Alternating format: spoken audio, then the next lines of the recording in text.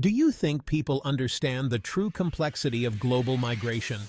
Today, we're diving headfirst into a topic that's often sensationalized but rarely understood: global migration. But here's the thing. The reality of migration, like most things in life, is far more nuanced.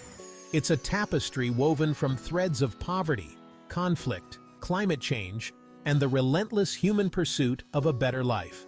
It's about families fleeing war-torn countries, students seeking education abroad, and skilled workers filling labor gaps across the globe.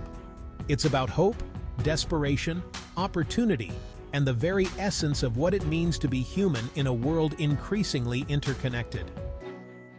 We're going to unpack this complex issue by taking a closer look at 7 countries grappling with the challenges and opportunities presented by large-scale migration. So, buckle up, because we're about to embark on a journey that will take us from bustling megacities to remote border towns, from refugee camps overflowing with displaced families to gleaming skyscrapers built by migrant labor. Our journey begins in Australia, a nation often celebrated for its breathtaking landscapes, rich cultural heritage, and booming tourism industry. But beneath the surface of this idyllic paradise lies a surprising fact. Australia has one of the highest proportions of foreign-born residents in the developed world.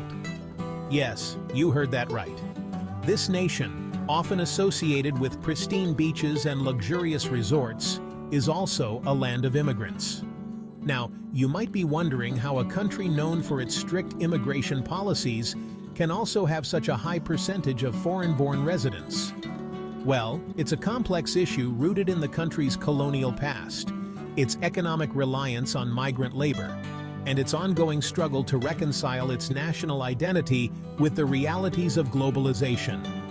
You see, Australia has a long history of attracting people from its former colonies, many of whom arrived seeking better economic opportunities or fleeing political turmoil in their homelands.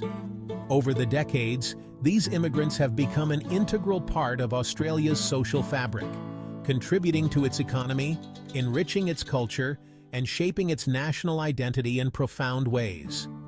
But their presence has also sparked heated debates about national identity, social integration, and the economic impact of migration.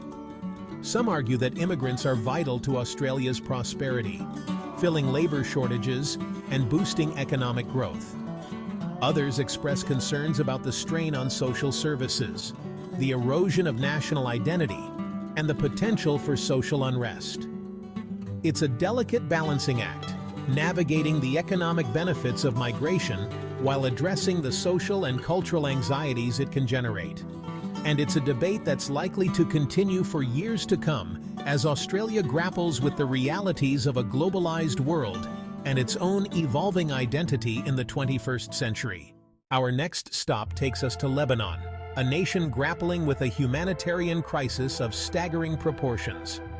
Unlike Mexico, where migration is largely driven by economic factors, Lebanon finds itself on the front lines of a mass exodus fueled by conflict and persecution. In recent years, this nation has witnessed an unprecedented influx of refugees fleeing war and violence in neighboring Syria, pushing its resources and infrastructure to the brink. Imagine, if you will, a country roughly the size of, say, Texas or France, suddenly having to absorb millions of displaced people, many of whom have lost everything: their homes, their livelihoods, their loved ones. This is the stark reality facing Lebanon, a nation thrust into the global spotlight as it struggles to cope with a humanitarian crisis that knows no borders. The sheer scale of the crisis is difficult to comprehend. Refugee camps, originally built as temporary shelters, have swelled into sprawling tent cities, overflowing with families desperate for food, water, and medical aid. Schools and hospitals are overwhelmed, struggling to meet the needs of a rapidly growing population. And the government, already grappling with its own economic and political challenges, finds itself stretched thin, trying to provide for its own citizens while also fulfilling its humanitarian obligations to those seeking refuge within its borders. The situation in Lebanon is a stark reminder of the human cost of conflict and the ripple effects of violence that extend far beyond national borders. It's a testament to the resilience of the human spirit, as refugees endure unimaginable hardships in search of safety and a chance at a better future. And it's a call to action for the international community to share the responsibility of providing aid, protection, and hope to those displaced by forces beyond their control. All right, let's shift gears and talk about Hungary, a nation that has become synonymous with a particular approach to migration: hard borders. When we think about walls, we often think about physical structures, right?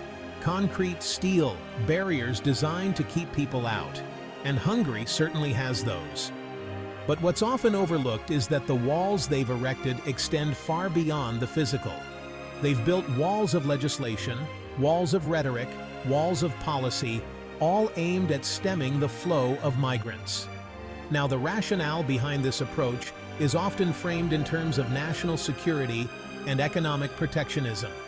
The argument goes that by limiting immigration, you protect your citizens from potential threats and safeguard jobs and resources. But is it that simple?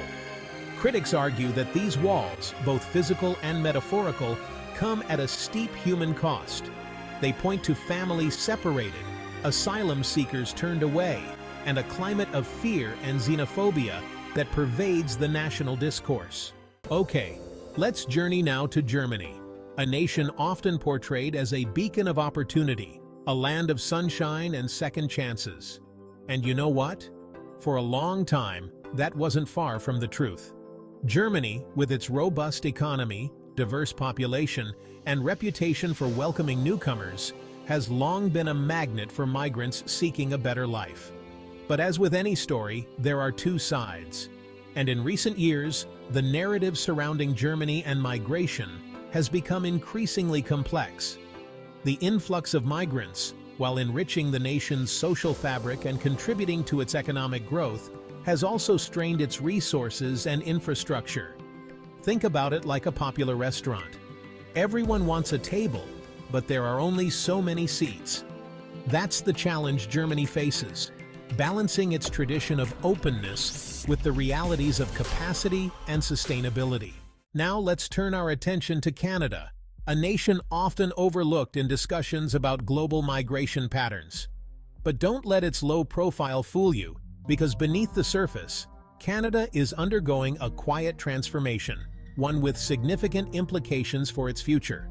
You see, Canada might not be making headlines for massive migrant influxes or controversial border policies, but that doesn't mean it's immune to the global movement of people. In fact, Canada has been quietly implementing a series of policies and programs designed to attract skilled workers and professionals from around the world. These initiatives are often driven by economic necessity, as Canada seeks to address labor shortages and maintain its competitive edge in a globalized world. But the impact of these policies extends far beyond the realm of economics, shaping the social and cultural fabric of the nation in profound ways. This subtle shift in demographics has led to a gradual yet undeniable diversification of Canada's population, challenging traditional notions of national identity and prompting discussions about integration and belonging. All right, folks, buckle up, because Japan presents a situation so quietly complex, it's almost like watching a pot simmer. You know it's heating up, you know something's gotta give, but the when and how are shrouded in uncertainty. Japan, despite its relatively small size, has become a focal point for migrants, many fleeing conflicts and economic hardship. What makes Japan unique is its incredibly homogeneous population. For centuries, they've held on to their traditions, their language, their way of life. Now imagine the cultural earthquake happening as a wave of new faces, new languages, new customs starts to weave itself into the fabric of this society. It's a slow, almost imperceptible change, but the tension? Oh, you can feel it. Like that simmering pot, you just know something's gotta give. The government, caught between preserving their national identity and managing the influx, is walking a tightrope. From the simmering tensions of Mexico, we shift gears, geographically and metaphorically, to Hungary. If Mexico is a pressure cooker, Hungary is a fortress. Its walls built high with strict immigration policies and a clear message: stay out. Hungary has long held a hardline stance on immigration, prioritizing national security and economic prosperity above all else. And it's a stance that resonates with a significant portion of their population, who view migrants as a threat to their way of life. But, and this is a big but, even the strongest walls have cracks. The reality is, Hungary relies heavily on migrant labor, particularly in industries like agriculture and construction. It's a classic case of needing the labor but not wanting the laborer. This contradiction has created a shadow economy, a hidden world where undocumented migrants live in constant fear of deportation, exploited for their labor and denied basic rights. So there you have it, folks, a glimpse into the complex and often heartbreaking reality of migration in our world today. From the shores of Italy to the fortified borders of the United States, we've seen firsthand the challenges, the triumphs, and the very human stories that lie at the heart of this global phenomenon. We've explored the economic anxieties, the cultural clashes, and the political tightropes that countries face as they grapple with the influx of migrants. We've witnessed the resilience of those forced to flee their homes and the compassion of those who welcome them with open arms. But most importantly, we've learned that the migrant crisis isn't just about numbers or statistics. It's about people. It's about our shared humanity and our responsibility to create a world where everyone, regardless of where they come from, has the opportunity to live a safe, dignified, and fulfilling life. If you found this journey through the changing landscapes of migration as fascinating and thought-provoking as I did, be sure to give this video a thumbs up and subscribe to our channel for more eye-opening explorations of our world. And don't forget to hit that notification bell so you never miss an upload. Until next time, keep those minds curious and those hearts open.